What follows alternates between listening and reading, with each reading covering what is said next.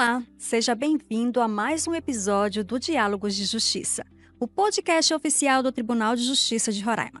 Aqui falamos sobre bastidores, avanços e desafios da justiça, sempre com convidados especiais. E hoje nós vamos falar sobre assunto muito importante para a justiça: juizados especiais e Centro Judiciário de Justiça e Cidadania do Segundo Grau. E temos a honra de receber aqui o vice-presidente do Tribunal de Justiça de Roraima, desembargador Almiro Padilha, que também é coordenador dessas duas importantes frentes aqui no Judiciário.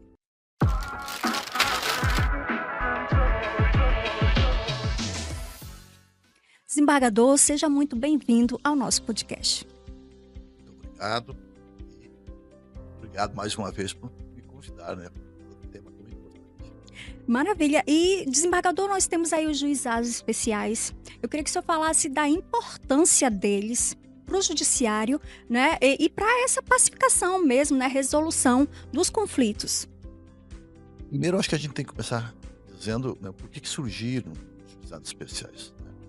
A nomenclatura inicial foi juizado de pequenas causas. E, posteriormente, evoluiu para o nome atual. Né? Nós tínhamos, historicamente, o judiciário sempre foi muito fechado. Continua até hoje, é bom dizer isso. Né? A gente precisa nos abrir mais, ter mais proximidade com a população. Mas, então, inspirado no desembargador gaúcho, né, que depois foi ministro do STJ, Luiz Rosado, em que ele defendia, naquela época já, né, década de 80, né, pouco antes, 76, por aí, alguma forma que as pessoas tivessem acesso ao judiciário sem todas aquelas formalidades, né, até mesmo sem a presença de um advogado. Né. Então surgiu essa ideia. Né. Depois, o ministro, os juizados das áreas cíveis teve uma participação muito importante do deputado Nelson Jobim, depois foi ministro do Supremo Tribunal Federal, e os juizados criminais, principalmente pela Associação dos Magistrados do Estado de São Paulo, que era uma iniciativa mais do ex-presidente Michel Temer. Né. Na época, ele ainda não era político, era um constitucionalista, até hoje é um constitucionalista muito respeitado, então, iniciativa. Objetivo que as pessoas consigam resolver os seus litígios, seus problemas, enfim, de uma forma mais célere, mais rápida, né? Com mais simplicidade, o princípio da oral, né? Ou seja, diminuindo essa formalidade que nós temos na justiça comum. Né? Temos um Código de Processo Civil que é muito rígido, todas as formas. Se não preencheu aquela forma, muitas vezes o processo da pessoa nem é conhecido. Nos juizados especiais, não. Ele é mais simples. Né? E hoje, no Brasil todo, nós temos mais de 40% dos processos são de juizados especiais. Né? Então, daí a importância da gente dizer às pessoas: olha, você pode ir, né, nos nossos juizados especiais possíveis, né? Aliás, todos, né, estão ali no Fórum da Cidadania. Onde é o Fórum da Cidadania, que alguém não sabe? Né? Onde era o prédio antigo Latif Salomão. Né? Ali temos entre aquela rua, acho que é Cleico de Paiva, se não me engano, Cleico, né? de Paiva. Ali entre o Fórum Civil e o Banco do Brasil. Pouco mais adiante, né, nós estamos aqui na próxima Praça do Centro Cívico. Então, aquele prédio à direita, que era o Latif Salomão, ali funciona o juizado. As pessoas podem procurar diretamente, né, ou, evidentemente, através do seu advogado. E o tribunal, né, e outros tribunais também do país realizam, né, a Semana Nacional dos Juizados Especiais, que é como se fosse uma espécie de mutirão para possibilitar essa resolução de processos, de conflitos. Como é que funciona essa semana? É uma semana instituída no Brasil todo, né, em que cada estado comemora essa data, né? Nós iniciamos na segunda-feira com a participação de duas palestras de duas desembargadoras, né, aqui do Tribunal de Justiça, a desembargadora Tânia e a desembargadora Elaine, que são precursoras. Elas são as primeiras juízas dos juizados especiais. Né? No início, quando começou, a desembargadora Tânia e a desembargadora Elaine, elas desbravaram esse caminho com muitas dificuldades. Foram 2 palestras muito interessantes, muito alegres, muito divertidas, porque elas contaram alguns fatos, né, pitorescos, inclusive, né? Típico de tudo que a gente vai iniciar. Quando a gente inicia uma coisa nova, né? Evidentemente que a gente não sabe o que nos espera, né? Então, foram muitos desafios, né? Nós completamos agora 30 anos, né? Essa semana é muito importante, porque são 30 anos, e tivemos a participação de muitos juízes, mas começou lá com a desembargadora Tânia e a desembargadora Elaine. E temos aqui no tribunal também, atualmente também como desembargador, um grande estudioso, escritor nessa área, que é o desembargador Eric Linhares, né? Ele tem obras nessa área, é conhecido nacionalmente, especialmente como um estudioso em juizados especiais, profere palestra do Brasil todo. Então nós temos aqui no estado, estamos bem servidos de pessoas para atuarem nos juizados especiais. Aliás, eu acho que deveria, em vez de eu estar aqui, deveria ser o desembargador Érica, o desembargador Atan, o desembargador Elaine, né? Mas enfim, me convidaram e eu estou aqui tentando esclarecer alguma coisa para a nossa população. E claro, o senhor tem contribuído sim com essas informações que são tão importantes aí para a população. E ainda falando de juizados especiais, o senhor falou aí são 30 anos, né, de atuação nessa área. Foram muitos os desafios, como o senhor apontou. Mas hoje, com a tecnologia que o tribunal já implantou, muitas pessoas conseguem, inclusive quem tem, né, acesso à internet, claro, conseguem formalizar o processo, mandando o próprio e-mail e participar da audiência pela internet. Então, são avanços aí também para facilitar, né, para aquelas pessoas que não podem se deslocar, mas que têm um acesso à internet. Então, são muitos avanços. Qual a perspectiva de futuro aí nessa parte de conciliação? Olha, a mediação e conciliação é a solução, né? Me perdoe até a redundância aqui, mas é a solução. Uma sentença, às vezes as partes buscam muito uma sentença. Às vezes uma sentença, ela acirra mais os ânimos. O litígio fica mais latente, às vezes, com a sentença. Então, quando a gente busca uma mediação, quando a gente tenta mediar para conciliar, né, é o que a gente chama de paz social, né? Veja, por mais variado que seja o tema nessa conciliação, e aí, claro, nós estamos falando de juizados especiais, mas isso vale para toda a área da justiça comum também, né? Quando a gente consegue, o juiz, ou o conciliador, o mediador, consegue colocar as duas partes em contato, né? E consegue mostrar a elas, né, que conciliar vai terminar rapidamente com o seu processo, que o processo judicial ainda é demorado, né? Evoluímos muito, mas ainda é demorado. Então, que a gente mostra para eles, olha, é melhor vocês resolverem esse litígio, né, do que você entregar isso para uma terceira pessoa, que é o juiz, né, para que ele resolva essa situação para você, né? Você imagina na área de família, por exemplo, né? Imagina alguém que vive com uma pessoa por anos, né? Sua companheira, seu companheiro, enfim, às vezes 30 anos, né? Chega ao final, aquela relação, e eles não conseguem resolver. Aí eles vão até o judiciário, veja o absurdo, para que um juiz, que nunca viram na vida, às vezes, né, para que eles resolvam aquilo, né, que eles deveriam conversar e resolver. Então, as pessoas precisam entender que o diálogo é a melhor solução. Eu sempre digo o seguinte: o que o diálogo não resolve, não tem solução, né? Então, é muito importante que as pessoas que precisam resolver os seus litígios deem oportunidade para aquele juiz, para aquele conciliador que está ali propondo a eles um acordo, né? Escute. Não coloque uma barreira na frente e diz, não, eu não quero acordo, né? Admita essa possibilidade. É difícil? É difícil, né? Às vezes a gente marca 10, 15 audiências de conciliações, né? E às vezes no final consegue 3 ou 4 acordos. Aí alguém diz, não vale a pena. Claro que vale a pena. Eu fico feliz, imagina se Se você tem 10 processos, marcou conciliação, se você conseguiu 4 conciliações, é um pequeno 40% apenas. Mas é muito significativo. Né? Até porque mediar e conciliar é um tema ainda novo. No direito brasileiro, a maioria das faculdades, os cursos de direito, eles não oferecem uma disciplina de mediação e conciliação. Ou seja, nós somos preparados, na área do direito, o litígio. Né? Então, é muito comum a gente escutar, eu advoguei muitos anos, né? Saindo de uma audiência, a parte dizer, eu quero ir até o Supremo Tribunal Federal. Né? Ou seja, a cabeça dela, ela quer vencer aqui, ó, não quer saber de conciliação. Né? Então, as pessoas precisam entender, né, que a melhor solução é a conciliação. Por quê? Ela pode não ganhar tudo, mas ganha uma parte e sai dali com um aperto de mão e vida que segue. Né? A mágoa não faz, é um grande inimigo de toda pessoa. Né? Então, quando você faz uma conciliação, geralmente você acaba com aquela mágoa, aquela rixa, né? Independente de ser uma questão, como eu disse, uma questão de família, né?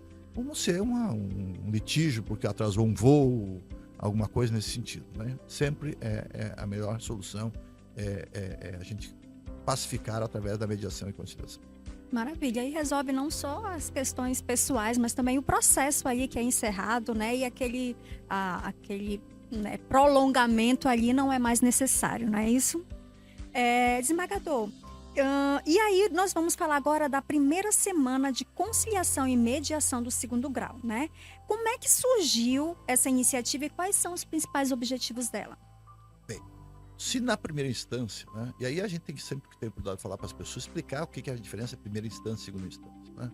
Então nós temos, no âmbito do Estado, né, nós temos o Tribunal de Justiça, né, que é formado por juízes que atuam na primeira instância e por aqueles juízes que são chamados de desembargadores, né, que atuam na segunda instância, que é no tribunal. Então esses juízes que atuam na primeira instância, em regra, atuam aqui na capital, em regra, no Fórum Cívico, né, ali ao lado do Banco do Brasil, a agência principal do Banco do Brasil aqui no centro, o Fórum da Cidadania, que eu já mencionei um pouco adiante lá, e temos o Fórum Criminal, lá no bairro Calungá, não é isso? Caranã. Caranã, desculpa, eu confundo aí. Né?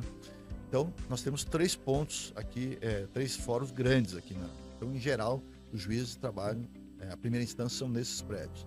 A segunda instância é aqui no Tribunal de Justiça, onde nós estamos no momento, aqui ao lado da Assembleia Legislativa. Esse prédio, esse azulão aqui. Nós temos, né? Então, aqui é o Tribunal de Justiça. As conciliações e mediações já começaram recentemente na primeira instância. Né?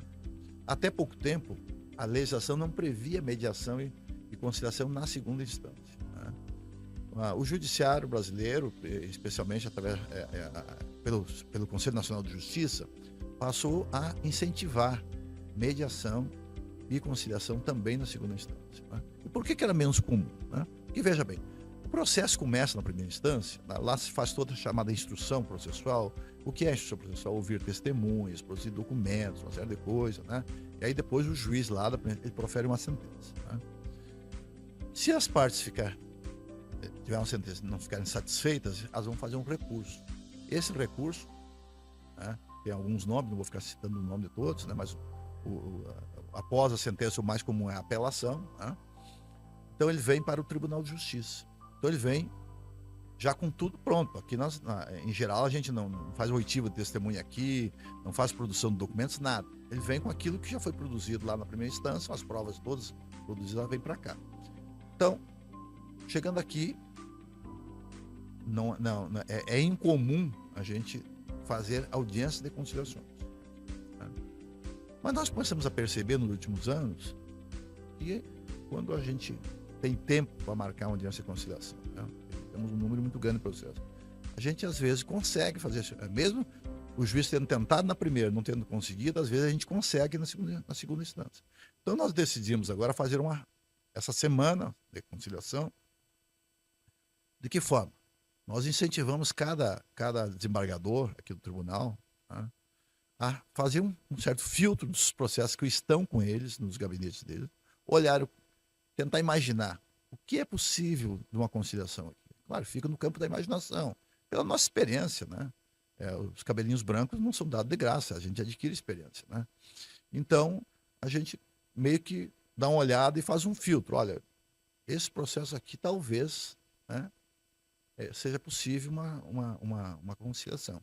E aí a gente encaminha para o SEJUC do segundo grau. Né? Então, e lá nós temos mediadores e conciliadores especializados, capacitados, né, para fazer mediação e conciliação. Mediar e conciliar, é preciso dizer que é uma técnica.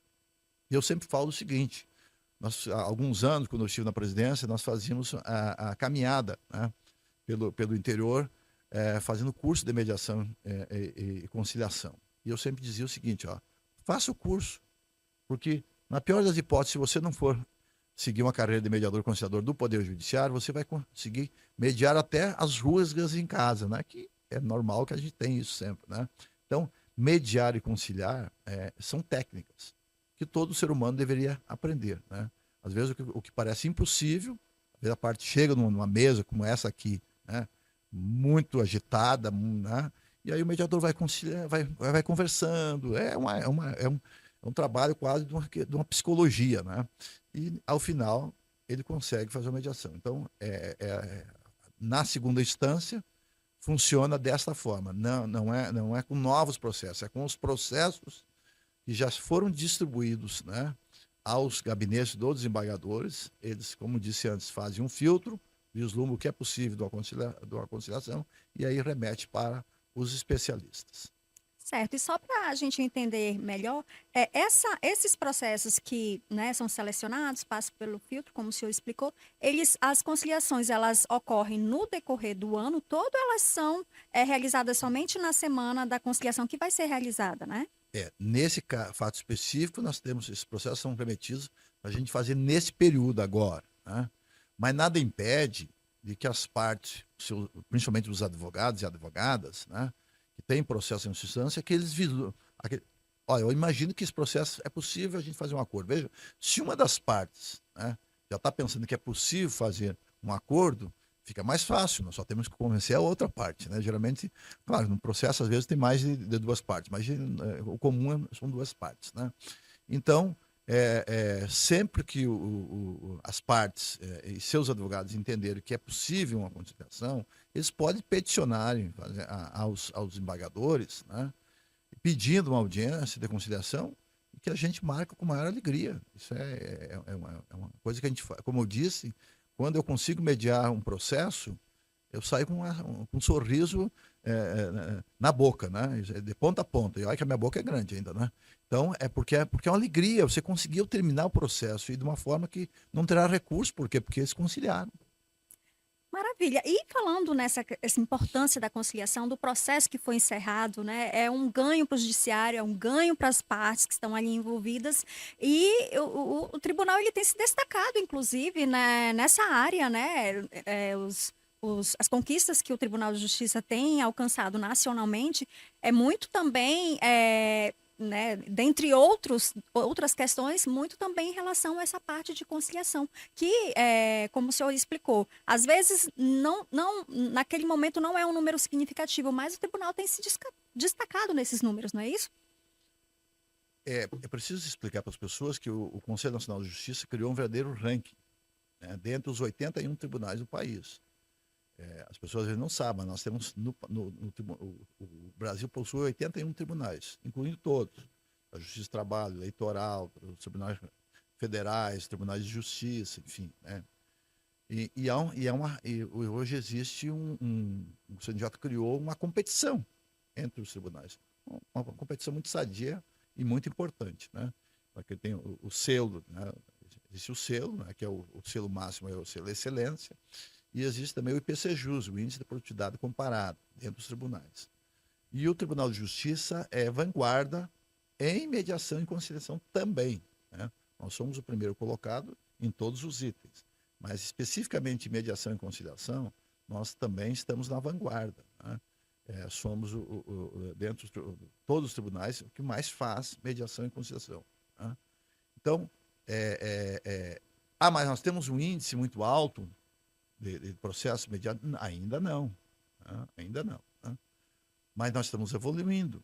Então, o que é preciso, primeiro que as pessoas entendam, né? Como eu disse inicialmente, deem uma chance. Né? E aí eu peço, inclusive, aos advogados, né? Eu fui advogado por muitos anos, são meus colegas, né? Dê uma oportunidade para a mediação, ainda que no primeiro momento não acredite que seja possível, mas às vezes o impossível ele se demonstra que não é, né? Então, às vezes tem uma frase que eu não lembro de quem, né, que diz mais ou menos assim, né? Não sabendo que era impossível, ele foi lá e fez, né? Não lembro de quem é a frase, mas né? Então é mais ou menos isso, né? Então o que nós precisamos? Nós somos um tribunal de vanguarda também em mediação e conciliação. Mas se as pessoas, né, que precisam do Poder Judiciário, que precisam solucionar um litígio, qualquer que seja, né, se elas entenderem, dar uma chance para mediação e conciliação, né, nós vamos aumentar esse índice, vamos diminuir a despesa do Poder Judiciário. O Poder Judiciário tem uma despesa grande, se nós conseguirmos diminuir isso, essa verba pública poderá ir para a educação, para a saúde, né? Se nós conseguirmos diminuir o número de processos, né, de litígios no Brasil. Maravilha, desembargador. E o senhor falou também, que, a importância de capacitar, né, as pessoas que estão lá na linha de frente da mediação, da conciliação, porque isso exige técnica, né. Se aquele conhecimento, aquela técnica não aquela pessoa não estiver preparada, talvez aquele momento de mediação ou conciliação pode ser, não dar o resultado, né, esperado, de conciliação. Então, o tribunal ele tem aí investido muito nessa parte também de formar, de capacitar de forma contínua essas pessoas que estão atuando nessa atuação, né. Exatamente, né. Eh, Se nós queremos investir em mediação e conciliação, nós temos que capacitar pessoas para fazer, né. E o tribunal tem investido muito nisso. Nós temos uma escola, judicial, atualmente a diretora, a desembargadora Tânia, que como eu disse inicialmente, né, é a é a que começou toda essa história dos juizados especiais, e ela é a atual diretora da escola. E ela é uma entusiasta, logicamente, né, do tema, e ela tem, oferecido muitos cursos, né. Então se a população em geral tiver interesse, alguém tiver interesse, procure o poder judiciário, né, que nós faremos, os encaminhamentos, divulgaremos, a gente procura divulgar sempre na mídia, nas redes sociais, os nossos cursos, né, mas há um investimento muito grande do poder judiciário, na capacitação de pessoas, e especificamente em mediação e conciliação. Perfeito, desembargador. E, além dessas ações internas, há também um esforço, né, de sensibilização junto à sociedade, como o senhor falou. As pessoas precisam entender a importância da conciliação, do diálogo, né, porque aí é um processo a menos. Então, existe também, essa preocupação de conscientizar a sociedade, né. Participe das conciliações, procure os juizados especiais, o Fórum da Cidadania, veja a melhor forma de solucionar aquele processo por meio da conciliação. Exato, você até, fez um questionamento antes, eu acho que eu acabei não respondendo, né, dizendo a facilidade dos meios eletrônicos. Sim, você pode usar os meios eletrônicos para encaminhar. Temos a ouvidoria, liderada pela desembargadora Elaine, que também, a origem dela nos juizados, é a atual ouvidora, está fazendo um trabalho maravilhoso, dizendo: "Ó, nós queremos ouvir", porque, eh eh, como é que nós vamos ter um judiciário aberto à população, se nós não abrirmos canais para ouvi-los? Se nós colocarmos barreiras nessa lei, vai ficar difícil. Então a ouvidoria, que funciona lá no prédio administrativo, não é que é o prédio administrativo do tribunal, ali NK na 6, Indo né. Garcês, no Ayrton Senna, né, quase em frente ao antigo cinema, né, aquele prédio grande ali. Ali quando você chegar, entrou na porta da frente, logo à direita está ali a ouvidoria, né. E qual é a finalidade? A finalidade é a gente ouvir as pessoas, ouvir para tudo, não é para elogio, não estamos esperando elogios. Se tiver elogios está ótimo, mas as críticas são muito bem-vindas. Críticas. Nós, gestores públicos, né, temos que estar sempre dispostos a ouvir as críticas. Aliás, eu sempre digo o seguinte: eu prefiro ouvir uma crítica do que um elogio. A crítica nos faz pensar, né, nos, nos faz olhar se aquilo está indo no caminho certo, né. O elogio, ao contrário, geralmente nos acomoda, nos torna resistente a ideias novas, nos torna a gente se torna autoritário, né, nos elogios. E o elogio, muitas vezes, ele nem é verdadeiro. né, a gente tem que ter esse cuidado. Então eu prefiro sinceramente as críticas, ainda que sejam injustas, ainda que eu avaliasse, mas é importante as críticas. Então nós queremos ouvir a população. A ouvidoria, atualmente capitaneada pela Desembargadora Elaine, né, pela Tainá, ela está lá à disposição para ouvir, né. Hoje em todos o os prédios, você vai entrar, tem um tótem, né, uma imagem, feita pela inteligência artificial, de uma mulher, uma jovem, né, e com um folderzinho, nós temos lá, explicando como é que a pessoa pode usar a ouvidoria. Em todos os prédios, não é só nesse que eu falei, lá está funcionando a ouvidoria, com todos os nossos colegas servidores.